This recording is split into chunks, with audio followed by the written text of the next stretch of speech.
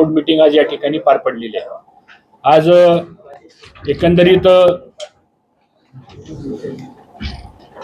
25-26चा गळीत हंगामाची थोडक्यात संक्षिप्त माहिती आपल्याला देतो। प्रेस नोट तर आपल्याला दिलेलीच आहे, पण 225 लाख टनापर्यंत आता साधारणतः साखरेचं उत्पादन आपल्या देशामध्ये झालेलं आहे आणि यंदा गाळप घेतलेल्या साखर कारखान्यांची संख्या ही 454 आहे आणि ऊसाचं गाळप 2420 लाख मेट्रिक टनापर्यंत गाळप झालेलं आहे। गेल्या वर्षीच्या तुलनेनं हे 243 लाख टनांनी जादा आहे।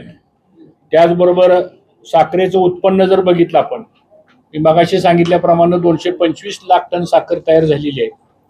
गेल्या वर्षी ती 198 लाख मेट्रिक टन झाली होती, तर साधारणतः 27 लाख टनांनी साखरेचं उत्पादन जास्त झालेलं आहे। सरासरी रिकव्हरी जर बघितली आपण तर आत्ताची आमची सरासरी रिकव्हरी नॅशनल लेवलला 9.31 आहे, ती गेल्या वर्षी 9.9 होती। त्यामुळं 0.22नी ही रिकव्हरी ह्या वर्षी आपली वाढलेली आहे। इथेनॉलच्या बाबतीमध्ये 15 फेब्रुवारी पर्यंतची परिस्थिती आहे। इथेनॉल पुरवठादारांची ऑफर ही 1776 कोटी लिटरची ऑफर होती आपल्याला। त्यामध्ये ऑइल कंपन्यांच्याकडून 1048 कोटीचे टेंडर्स फायनल केले। त्यामध्ये ग्रेन बेस म्हणजे धान्यापासून इथेनॉल पुरवठा हा 759 कोटी लिटर, म्हणजे तो 72% पर्यंत इथेनॉलचं प्रोडक्शन आपण ग्रेन बेस मधून अलॉटमेंट झाली आणि साखर उद्योगामधून जी इथेनॉलची अलॉटमेंट झाली ती 289 कोटी लिटर, म्हणजे साधारणतः 28%। ही साधारणतः इथेनॉल पुरवठ्याच्या संदर्भातली ऑफर आहे। आता आज तागायतपर्यंत झालेला जो पुरवठा आहे ॲज ऑन टुडे, तो धान्य इथेनॉल पासून टोटल पुरवठा झालाय 240 कोटी लिटरचा। तर धान्यापासून इथेनॉल पुरवठा केलाय तो 151 कोटीचा केलेला आहे, तो साधारणतः 63% आहे। आणि मळी इथेनॉल पासून पुरवठा केलाय तो 88 कोटी लिटरचा आहे, त्याचं पर्सेंटेज 37% येत आहे। साखरेच्या इथेनॉलसाठी आज तागायत वापर झालेली साखर ही 12 लाख मेट्रिक टनाच्या आसपास आहे आणि सरासरी इथेनॉलची पेट्रोल मिश्रण 19.98% इतक्या पर्सेंटेजमध्ये साधारणतः याचा पुरवठा या ठिकाणी झालेला आहे। आता महाराष्ट्रातली जर माहिती द्यायची म्हटलं ही झाली नॅशनल लेवलची इन्फॉर्मेशन। तर महाराष्ट्राच्या दृष्टिकोनातून आपल्याकडं टोटल एकूण 103 सहकारी साखर कारखाने आणि 107 खाजगी कारखाने असे टोटल 210 साखर कारखान्यांचं गाळप महाराष्ट्रामध्ये झालं। त्यामध्ये टोटल आपली दैनंदिन गाळप क्षमता महाराष्ट्राची ही साधारणतः 10,08,740 मेट्रिक टनाची आहे आणि आपण 10 लाख टनांना सुद्धा क्रशिंग आपण महाराष्ट्रामध्ये केलेलं आहे। त्यामध्ये हार्वेस्टर असतील, त्याच्यामध्ये बजेट गाड्या असतील, बैलगाड्या असतील, मोठे ट्रॅक्टर्स असतील। तर याचं महाराष्ट्रातलं उत्पादन जर बघितलं तर आता साधारणतः 88 लाख मेट्रिक टनापर्यंत झालेलं हे कालचे फिगर्स आहेत। आणि एकंदरीत महाराष्ट्राचा साखर उतारा हा 9.36 आहे ॲव्हरेज, म्हणजे गेल्या वर्षीच्या तुलनेनं 0.10नी तो जास्त आहे। तर अशी ही महाराष्ट्रामधली सध्याची साखरेच्या संदर्भातली परिस्थिती आहे। आता हे सर्व करत असताना परवा केंद्र सरकारने कालच 5 लाख मेट्रिक टन अतिरिक्त साखर एक्सपोर्ट करण्याकरता परवानगी दिली। पहिली परवानगी 15 लाख मेट्रिक टनाची होती, परंतु परवानगी जरी दिली असली तरी इंटरनॅशनल साखरेचं जे मार्केट आहे साधारणतः 4 ते 5 देशामध्ये आपल्या साखरेला त्या ठिकाणी डिमांड आहे आणि ते छोटे छोटे राष्ट्र आहेत ते, कारण ते 150च्या अकुम्साच्या संदर्भामध्ये साखर त्यांना लागते। तर आतापर्यंत 4.5 ते 4.25 लाख मेट्रिक टनापर्यंत साखरेचे करार झालेले आहेत एक्सपोर्टचे।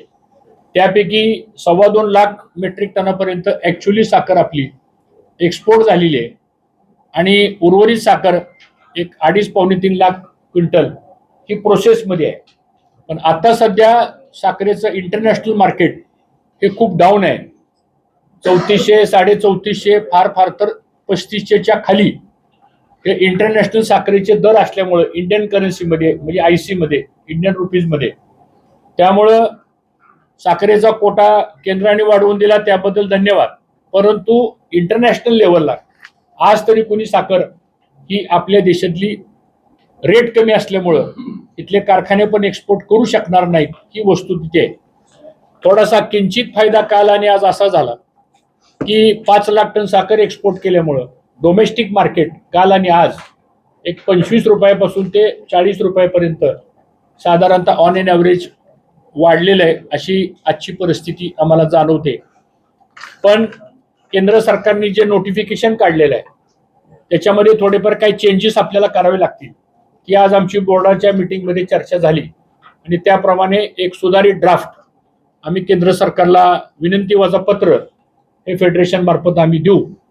त्याचबरोबर आता यावर्षीचं डोमेस्टिक कन्झम्पशन हे 270 ते 275 लाख मेट्रिक टनापर्यंतच आहे. गेल्या 5 वर्षापासून पॉप्युलेशन वाढतीये पण डोमेस्टिक कन्झम्पशन मात्र याच ठिकाणी राहतंय. म्हणजे याचा अर्थ असा आहे की डोमेस्टिक कन्झम्पशन काय वाढायला तयार नाही. मी मागं पण आपल्याशी एकदा प्रेसमध्ये एकदा ही गोष्ट बोललो होतो. तर आता ह्या सगळ्या प्राप्त परिस्थितीमध्ये आता थोडे अडचणीचे विषय असे लागलेले आहेत की क्रशिंग बऱ्यापैकी झालेलं आहे, परफॉर्मन्स आहे रिकव्हरीचा चांगला आहे, इथेनॉलचाही आणि डिस्टलरीचाही परफॉर्मन्स चांगला आहे, को जनरेशनचाही परफॉर्मन्स चांगला आहे. परंतु काही कारखाने बायो CNG मध्ये गेलेले आहेत, त्यांचे पण परफॉर्मन्स चांगले आहेत. पण हे सगळं करत असताना MSPचा प्रॉब्लेम जो आहे, MSP ही गेले वर्ष झाला आम्ही प्रयत्न करतोय. गेल्या 5-6 वर्षापासून MSP काय वाढलेली नाहीये. ती मागणी आपल्यालाही माहिती आहे. पुन्हा आम्ही मागणी केली 41 रुपयाच्या आसपास MSP वाढवावी. ती अंडर कन्सिडरेशन आहे. अपेक्षा अशी आहे की लवकरात लवकर केंद्र सरकार ती वाढवून देईल. दुसरी महत्वाची मागणी पुढे येते आता की बऱ्याच कारखान्यांच्याकडे आता बी हेवीचं मोलॅसिस शिल्लक आहे. कारखाने बंद झाले तर सिरपचं मोलॅसिस आपोआप थांबतंय, पण बी हेवी मोलॅसिसचा स्टॉक मोठ्या प्रमाणात आहे. त्यामुळं इथेनॉलचा जो कोटा आहे तो एक 60 कोटी लिटरनी वाढवून द्यावा. शुगर, आणि मला असं वाटतं ते जर केलं तरच हे बी हेवीचं मोलॅसिस जे आपल्याकडे शिल्लक आहे बऱ्याच कारखान्यांमध्ये त्याचं युटिलायझेशन आपल्याला ह्या माध्यमातून आपल्याला करता येईल.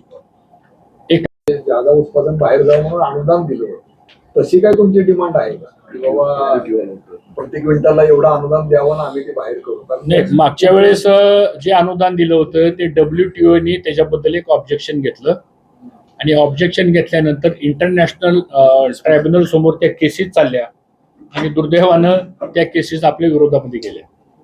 त्यामुळं WTOच्या ॲग्रीमेंट प्रमाणे we can't give extra subsidy, कारण त्या ॲग्रीमेंटमध्ये येते. सर, आता शासकीय वजन काटे बसवले जाणार आहे त्या निर्णयाबद्दल तुम्हाला काय वाटतं? तो चांगला निर्णय येतो. आता ते त्या संदर्भामध्ये राज्य सरकारची काय भूमिका आहे, राज्य सरकार जी भूमिका घेऊन पुढे जाईल त्याला ह्या राज्यातले सर्व साखर कारखाने तयार. सर्वांना कनेक्ट झाल्यामुळं ते वजन काटे पारदर्शकता आज सुद्धा आहे. ती पारदर्शकता पहिलीच आहे.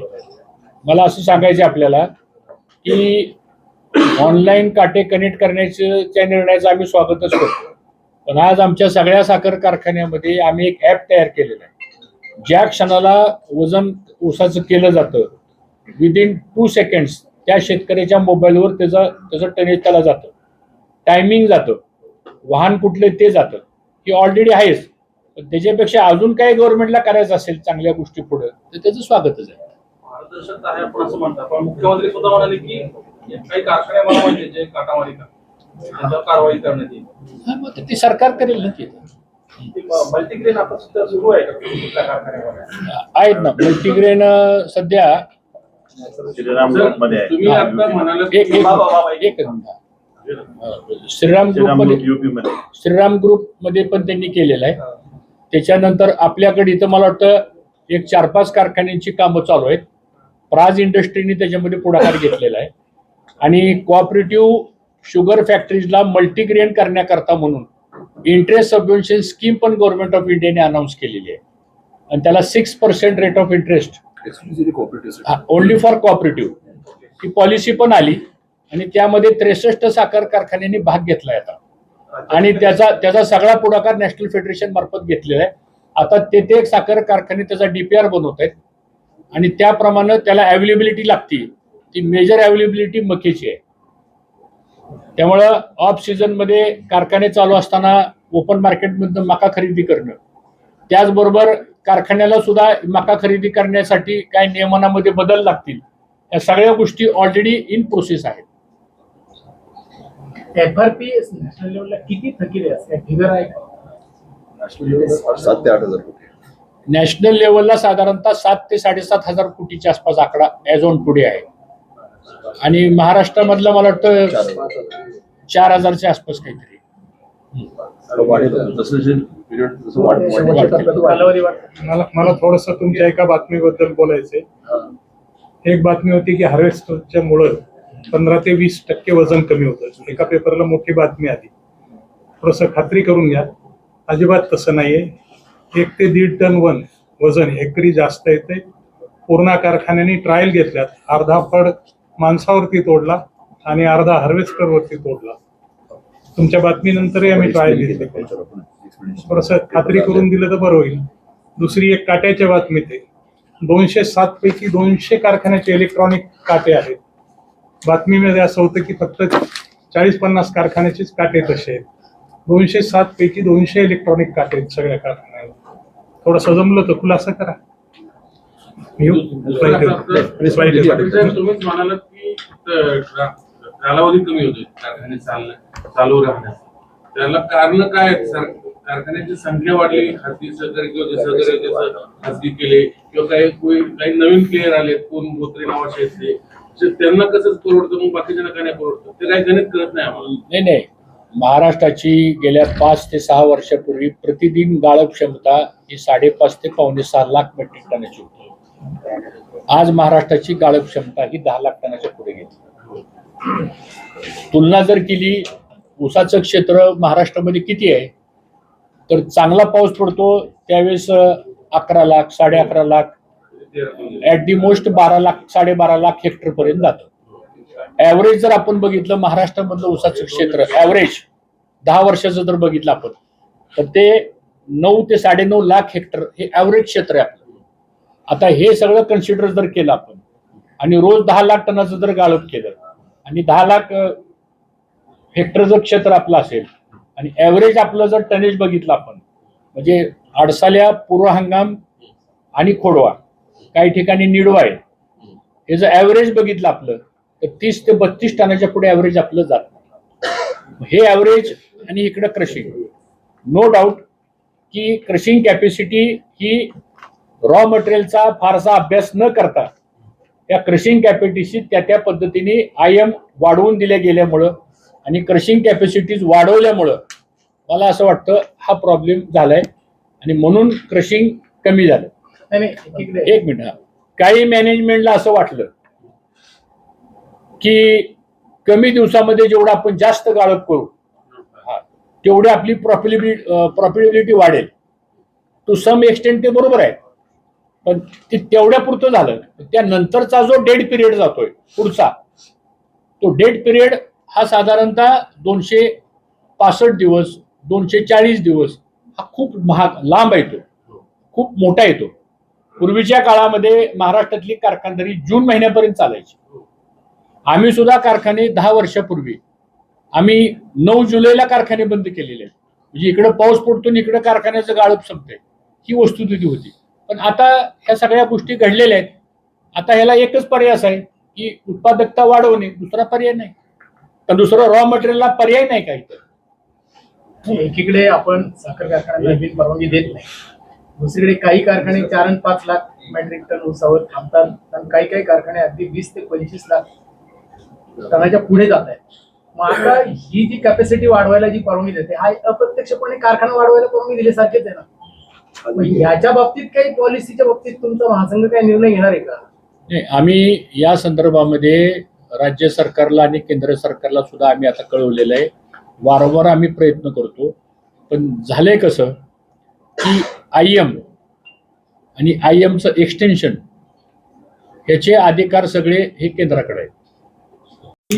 विलिनीकरणात मोदी राष्ट्रवादी एकत्र येण्यासंदर्भात चर्चा होत्या. मात्र गेल्या पुन्हा त्या थांबलेल्या आहेत.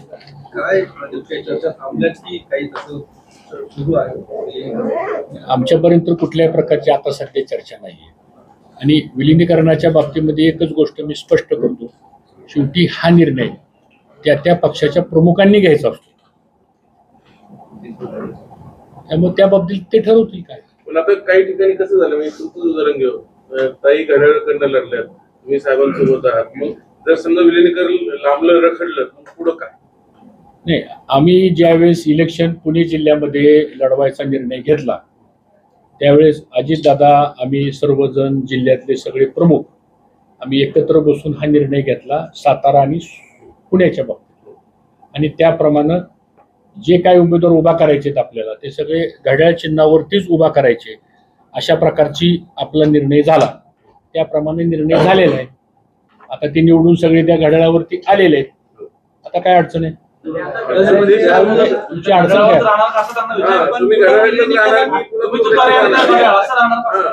त्याचं उत्तर मागाच्या प्रश्नात दिलं मी की दोन्ही पक्षाचे जे प्रमुख आहेत, माझी तुम्हाला सर्वांना एक गोष्ट क्लिअर सांगायची, विलिनीकरणाचा प्रश्न असू द्या, एकत्रीकरणाचा प्रश्न असू द्या किंवा काय असू द्या, ह्याचा निर्णय ज्या त्या पक्षाचा जो प्रमुख असतो ते निर्णय घेत असतो.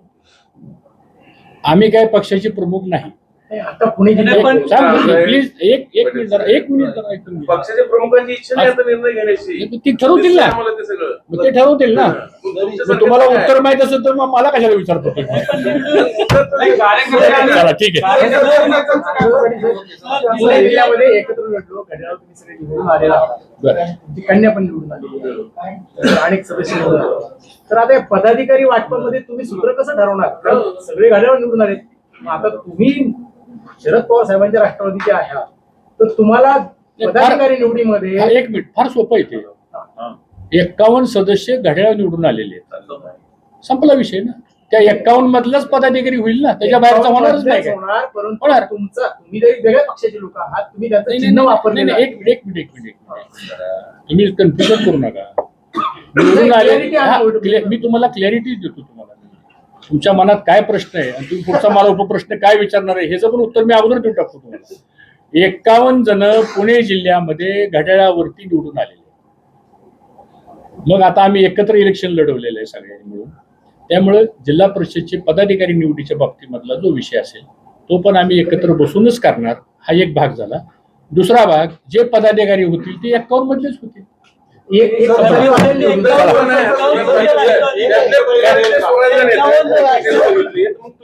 शेअर मिळाल?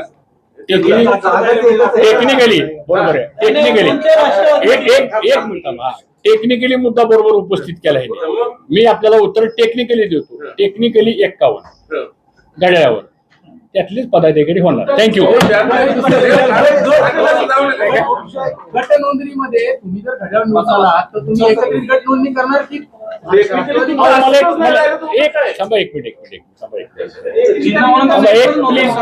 एक मिनिट तुमचा बेसिक प्रश्न काय मला विचारतो? बेसिक प्रश्न आहे की तुमचे ह्या 51 मध्ये किती जे राष्ट्रवादी शरद पवार काँग्रेसचे आहेत ते सदस्य किती, ते स्वतंत्र गट नोंदणी करणार का? आणि या व्यतिरिक्त एक जण स्पेशल तुतारीवर तुमचा निवडून आलेला आहे, त्या पक्षाचे नेते आहात, त्याची भूमिका काय राहणार आहे? हे 3 प्रश्न. पहिला मुद्दा असा आहे की 51चे 51 हे राष्ट्रवादी काँग्रेस पक्षाने घड्याळ टेक्निकली, त्याच्यामध्ये तुतारीतनं कोण उभा तिकडे जाऊन उभा राहिला का आणखी दुसऱ्या कुठल्या पक्षाचा जाऊन त्या घड्याळावर उभा राहिला, दॅट इज नॉट डिस्कसेबल आयटम सांगतो तुम्हाला. दुसरा मुद्दा असा आहे की जो एक निवडून आला तुतारीचा आहे, अलाइनमेंटच आहे ना, त्यामुळे त्या पक्षाचा निर्णय त्या एकच्या बाबतीतला पार्टी घेईलच ना, तो घेईल. तिसरा मुद्दा असा आहे की ह्या 51 मधलाच गटनेता होणार ना. ह्या 51 मध्ये गटनेत्याचं प्रोव्हिजन काय कायद्यामध्ये? सेक्शन 13, सेक्शन 9, सेक्शन 7 अंतर्गत हा ती प्रोव्हिजन आहे. प्रोव्हिजन कशाची आहे? प्रोव्हिजन तुम्ही ज्यावेळेस एबी फॉर्म कोणाला दिला होता? ज्यांना एबी फॉर्म दिला आणि त्यातनं निवडून आलेले जे सदस्य असतात त्याच्यातलाच एक गटनेता होणार. एक आता आम्ही जिल्ह्याचं एकत्र बसून निर्णय घेतला. तो घेत असताना अजितदादा होते, दिलीप वळसे पाटील होते, अमोल कोल्हे होते, ताई होत्या, त्याच्यानंतर सगळे आमदार होते, आम्ही होतो. त्यातली एक बैठक माझ्याही घरी झाली 18 तारखेला. उद्या त्याला एक महिना होईल उद्या त्या 18 तारखेला. त्यावेळेस असं ठरलं की सगळ्यांनी एक चिन्ह घेऊन लढायचं सातारा, आणि शक्यतो जिथं होईल तिथं करायचं, जिथं होणार नसेल तिथं तुतारीचं चिन्ह घ्यायचं. हे डिस्कशन झालं. एक ऐका ना. पुणे जिल्ह्यात 2 मिनिट पुणे जिल्ह्यात तुमचं तुतारीचं वेगळं अस्तित्व राहणार की नाही? कारण तुमचे प्रदेशाध्यक्ष म्हटलेत की आता आम्ही प्रस्ताव घेऊन जाणार नाही, आणि ते म्हणतात प्रस्ताव आल्याशिवाय आम्ही बोलणार नाही. मग तुतारीचं अस्तित्व काय पुणे जिल्ह्यात? 2 विषय आहेत. जिल्हा परिषदला एकत्र लढलेलो असल्यामुळं घड्याळ चिन्हावरतीच इथून पुढे 5 वर्ष जिल्हा परिषदचा कारभार चालणार. सर संपला विषय. हा दुसरा विषय, जे पदाधिकारी निवडायचे असतील त्याबद्दल आम्ही जिल्ह्यातले सगळे प्रमुख आम्ही एकत्र बसू आणि बसून त्या संदर्भातला निर्णय होईल. हा दुसरा विषय. तिसरा विषय की पवार साहेबांच्या राष्ट्रवादी पक्षामध्ये आम्ही आहोत, तर त्या पक्षाचं पुढं काय, तर त्या पक्षाच्या संदर्भामध्ये आमच्या पक्षाचे जे प्रमुख आहेत ते संदर्भातली बैठक आमची लवकर होईल, त्यानंतरची पुढची दिशा ठरवली जाईल. थँक्यू. चहा पाण्याची गोष्ट. चलो अजितदादांनी असं कधी म्हटलं होतं का जिल्हा परिषद निवडणुकीनंतर आपण एकत्र येणार? कारण या बैठकीमध्ये दादा पण होते. असं काय झालं होती चर्चा? दादांनी ऍक्च्युली चर्चा या विषयावर बऱ्याच वेळा चर्चा झालेली आहे. नवीन काय त्याच्यात? सगळी चर्चा बऱ्याच वेळा झालेली आहे या विषयावर. विलीनीकरण. चला या बाहेर प्लीज. थँक्यू.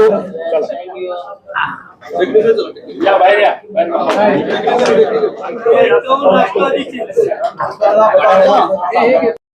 आम्ही म्हणजे मी पण सहकार मंत्री असताना त्यावेळेस आम्ही सांगायचो की कुणी IM ला जर ऍप्लिकेशन केलं तर ते राज्य सरकार मार्फत गेलं पाहिजे.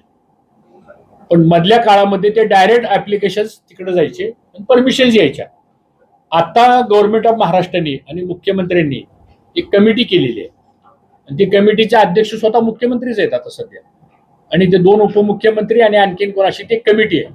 मग IM एक्सटेन्शन असेल, एक्सपान्शन असेल, नवीन परवानगी देण्याच्या बाबतीतला असेल तर त्या कमिटीची शिफारस असल्याशिवाय होत नाही. हा आता पुढचा भाग झाला. पण ऑलरेडी 10 लाख टनाची प्रस्थापित कॅपॅसिटी जी महाराष्ट्रात झालेली आहे त्या 10 लाख टनाप्रमाणे 90 दिवस आणि 100 दिवस हाच हंगामाचा कालावधी झालाय आता. आणि म्हणून आम्ही मागणी करतो नेहमी, मंत्री समितीत पण मागणी केली की ऑक्टोबरमध्ये कधीच कारखाने चालू करता कामा नये. त्याचं कारण तुम्हाला सांगतो मी. 2 गोष्टीला फटका बसतो.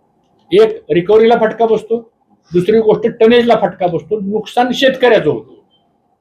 पण 1 नोव्हेंबरला जर कारखाने सुरू केले तर साधारणतः 15 फेब्रुवारीपर्यंत किंवा 28 फेब्रुवारीपर्यंत चालतील असं सुद्धा आता प्लॅनिंग करावं लागेल. हा एक भाग. दुसरा भाग, आता EIचं प्लांटेशन वाढवावं लागेल. आता 30 लाख शेतकऱ्यांनी 30 लाख प्लांटेशन EI मध्ये आता यायला लागलेत पुढे, आणि जवळजवळ 22 कारखाने EI मध्ये पुढाले जातात.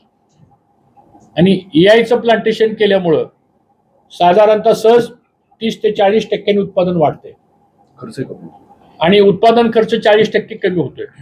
पाण्याचा वापर 35% कमी होतोय. तर हे केल्याशिवाय दुसरा पर्याय नाही. आता तिसऱ्या बाजूला आता बराच शेतकरी हळद करायला लागले. हळदीचे दर चांगले आहेत.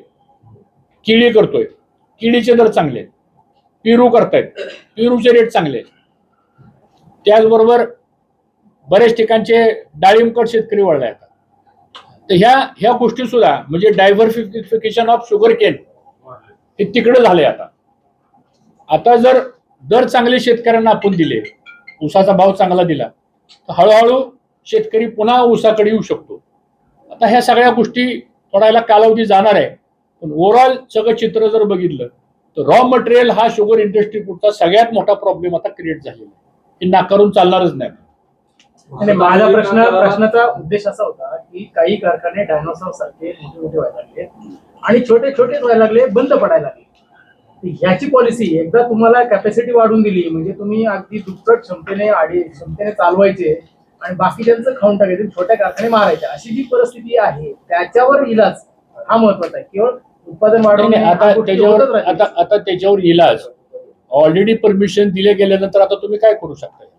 ते कार्यक्षेत्रात एक त्यांनी उचलून दुसरा मुद्दा असा आहे की ते सुद्धा कारखाने त्यांचा ब्रेक इव्हन सुद्धा एखादा 20,000 टनाचा कारखाना असेल, त्यांचा ब्रेक इव्हन सुद्धा 18 लाखाच्या खाली जर गाळप झालं तर त्यांचा तो बारक्या कारखान्यापेक्षा प्रॉब्लेम मोठा आहे त्यांचा.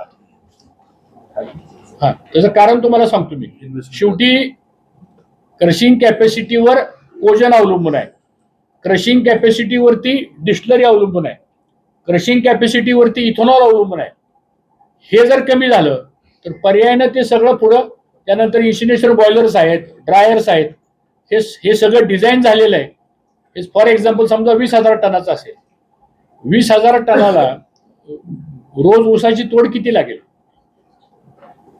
आणि त्यामुळे ते सुद्धा आता विषय. तर आता जे दिल्यात परवानगी आहे त्याला आपण काहीच करू शकत नाही. मुद्दा असा आहे, तुम्ही असे सरांनी सांगितले डायनासोर एक नवीन प्रायव्हेट प्लेअर तयार होतात, ते मोनोपॉली करतात, त्यांना पाहिजे तसंच आता ते होताना दिसतंय तुमच्या इंडस्ट्री. तुमचं फेडरेशन करतंय काय? मग आमचं ते फेडरेशनचं काम नाहीये. ते एक एक कारखाना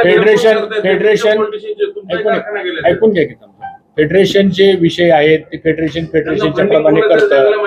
ऐकून घ्या, ते त्यांच्या पद्धतीने करतात. त्याच्यासाठी शुगर कमिशनर आहेत, हे ह्याची रेग्युलेटिंग ऑथॉरिटी आहे. मला असं वाटतं ते वेळोवेळी त्या संदर्भात बघत असतील. पाटील साहेब, जो भारत अमेरिका करार झाला कृषी क्षेत्राविषयी काही अजून स्पष्टता नाही, भीती व्यक्त केली जाते. आपण एकीकडे म्हणतो की साखर उद्योग अडचणीत आहे, या करारामुळे काही आणखी काही धोका निर्माण होऊ शकतो? मुळात तर तो ड्राफ्ट झालाय असं म्हणतात, अजून तर काही तो ड्राफ्ट कोणाच्या बघण्यात आलेला नाही. हे सगळ्या ऐक्यू बातम्या आहेत. तुमच्याकडे जर काय ड्राफ्टचा काय असेल तर आम्हाला सांगा, पण त्याच्यामध्ये ही चर्चा आहे. पहिल्या अगोदर तो ड्राफ्ट सर्क्युलेट होऊ द्या, त्या ड्राफ्टमध्ये एक्झॅक्टली काय म्हटलेलं आहे, त्यानंतर मग पुढच्या गोष्टी बोलता येईल.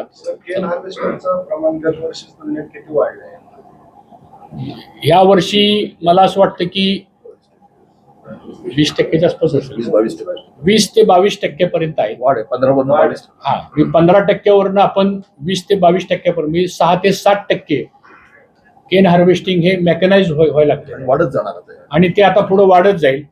त्यासाठी परवा आम्ही गडकरी साहेबांना भेटलो, केंद्रीय कृषी मंत्री शिवराज सिंग चौहान साहेबांना भेटलो, आणि आता NCDC मध्ये मी पण बोर्डावर आहे. तर 10,000 हार्वेस्टर्सची एक पॉलिसी फ्रेम आउट झाली आता, आणि 5,000 हार्वेस्टरला गव्हर्नमेंट ऑफ इंडियाने कृषी खात्याने सबसिडी द्यावी. आणि ती सबसिडी दिल्यानंतर आता स्टेट गव्हर्नमेंटकडे ती ऑनलाईन पद्धत आहे. आता त्या ऑनलाईन पद्धतीमध्ये पण बऱ्याच डिफेक्ट्स आहेत.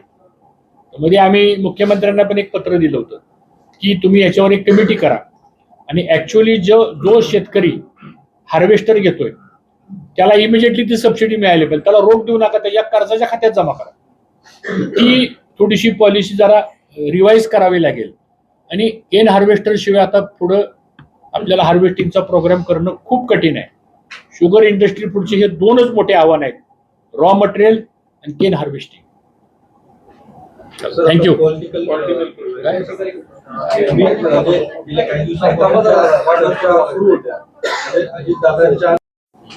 आणि आता जवळजवळ 60 ते 70% कारखाने महाराष्ट्रातले बंद झाले, तर काही 4-8 दिवसामध्ये बंद होण्याच्या मार्गावर आहेत. ठराविक अगदी मोजके कारखाने कदाचित 10 किंवा 15 मार्च पर्यंत चालतील. आमच्या आज नॅशनल फेडरेशनच्या बोर्ड मीटिंगमध्ये गांभीर्यानं एका विषयावर खूप चर्चा झाली आमची, ते म्हणजे कारखान्याचे क्रशिंग दिवस हे दुर्दैवानं कमी कमी होत चाललेले. 90 दिवस, 95 दिवस आणि 100 दिवस जर कारखाने चालणार असतील तर उर्वरित राहिलेल्या 265 दिवसाचं करायचं काय? त्याची कॉस्ट, ओव्हरहेड्स, त्याच्यानंतर साधारणतः 2/3 वर्षातला कालावधी हा जर डेड म्हणून राहिला तर हे नवीन प्रश्न आता पुढे निर्माण व्हायला लागलेले आहेत. मला असं वाटतं याच्यावर लवकरच नॅशनल फेडरेशन पुढाकार घेऊन, मग त्याच्यामध्ये इस्मा असेल, 7 राज्यांच्या स्टेट फेडरेशन्स आहेत, त्यांना बरोबर घेऊन लवकरच या बाबतीतली एक बैठक घेऊन साधारणतः कारखान्याचा क्रशिंग कालावधी हा पुढे कसा वाढवता येईल आपल्याला, आणि तो वाढवण्यासाठी एकमेव मार्ग असा आहे की ऊसाचं क्षेत्र किती वाढेल हे आज आम्ही सांगू शकत नाही, पण या क्षेत्रामध्ये जर टनेज वाढवायचं असेल आपल्याला, म्हणजे उत्पादकता वाढवणं आणि त्याच्यामध्ये EIचा वापर करणं, या गोष्टीवर आता अधिक भर द्यावा लागेल आपल्याला. दुबईला जी दरवर्षीची वर्ल्ड कॉन्फरन्स होती ती आत्ता परवा 2 ते 5 फेब्रुवारीला कॉन्फरन्स झाली. आमचे MD त्या कॉन्फरन्सला गेले होते आणि तिथं EI बद्दल खूप चर्चा झाली. मला असं वाटतं आपल्याकडे पण आता EIच्या बाबतीमधला हा पुढाकार घ्यावा लागणार आहे आपल्याला. आणि परवा केंद्रीय गृहमंत्री अमित शाह साहेबांनी मला वाटतं 1 महिन्यापूर्वी एक सेमिनार घेतला होता दिल्लीला, आणि त्याच्यामध्ये शुगर फॅक्टरीची सर्क्युलर इकॉनॉमी हा एक विषय केंद्रीय गृहमंत्र्यांनी आमच्या सगळ्यांच्या समोर मांडला. आणि सर्क्युलर इकॉनॉमी जर शुगर फॅक्टरीची जर वाढवायची असेल आपल्याला तर त्यामध्ये 4 गोष्टी पुढे आलेल्या आहेत. एक, जी शिल्लक लँड आहे कारखान्याच्या प्रिमायसिस मध्ये तिथं सोलर पॉवर एनर्जीज आपण तयार करणं, मल्टीफीड ज्या डिस्टिलरीज आहेत त्याला मल्टीफीड डिस्टिलरीज तयार करणं, त्यानंतर बायो CNGचे प्रोजेक्ट त्याच्यामध्ये बसवणं, त्यानंतर food industry, food processing industry त्याच प्रिमायसिस मध्ये उभा करणं, अशा मल्टिपल एव्हेन्यूज मधून सर्क्युलर इकॉनॉमी ही शुगर फॅक्टरीची आपल्याला प्रॉफिटेबल करता येईल याबद्दलचा एक ड्राफ्ट बनवला. त्याच्यावर 1 दिवस खूप विचारमंथन झालं आणि मला केंद्र सरकारचे पण आभार मानायचे की त्यांनी यामध्ये पुढाकार घेतला आणि आता ह्याची पुढचा सेटअप करण्याकरता त्यांनी एक कमिटी स्थापन केलेली आहे. त्या कमिटी मार्फत मला असं वाटतं की ही इंडस्ट्री किमान 100 दिवसाच्या ऐवजी किमान 200 दिवस 250 दिवस तरी ती कशी चालेल या दृष्टीने काय पावलं टाकायला आता सुरुवात केलेली आहे. अर्थात ह्याला 3 ते 5 वर्षाचा कालावधी जाईल, ते काय एकदम होणार नाही, पण आज सुरुवात जर केली तर मला असं वाटतं त्याचा बेनिफिट आपल्याला पुढं शेतकऱ्याच्या दृष्टीने होईल. शेवट एक मुद्दा फक्त सांगायचा आहे आपल्याला की 5 ते 5.25 कोटी शेतकरी ह्या देशामध्ये ऊस पिकवतात आणि आपल्यालाही माहित असेल की आता FRPचं शेतकऱ्यांचं देणं हे आता वाढायला लागलंय, तो आकडा वाढायला लागलेला आहे आणि ही चिंतेची बाब आहे.